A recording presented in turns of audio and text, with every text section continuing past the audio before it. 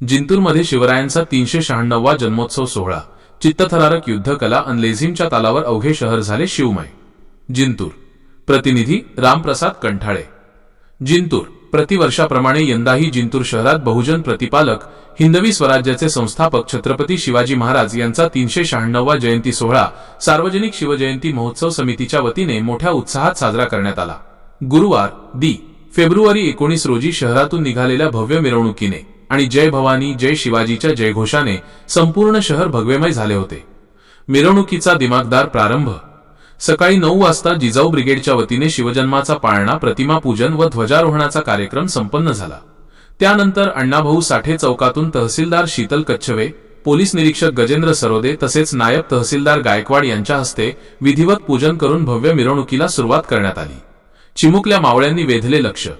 या मिरवणुकीचे मुख्य आकर्षण म्हणजे अश्वारूढ बालशिवाजीराजे, राजमाता जिजाऊ आणि छत्रपती संभाजी महाराज यांच्या वेशभूषेतील लहान मुले होती।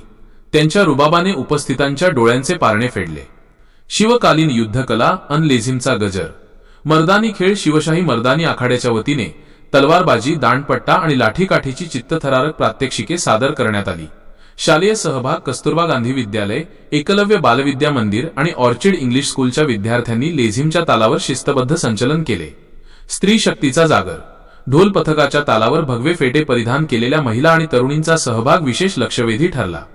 राजकीय व सामाजिक मान्यवरांची उपस्थिती, उत्सवाच्या निमित्ताने शहरातील विविध राजकीय पक्षांच्या लोकप्रतिनिधींनी उपस्थित राहून अभिवादन केले। यामध्ये नगराध्यक्ष प्रतापराव देशमुख, भाजप तालुका अध्यक्ष गोविंद थिटे, नगरसेवक पिंटू चव्हाण, माजी उपनगराध्यक्ष बाळासाहेब भांबळे, पिंटू डोंबे, नगरसेवक ॲड गोपाळ रोकडे, टीका खान यांच्यासह सार्वजनिक शिवजयंती महोत्सव समितीचे पदाधिकारी व शिवभक्त मोठ्या संख्येने उपस्थित होते।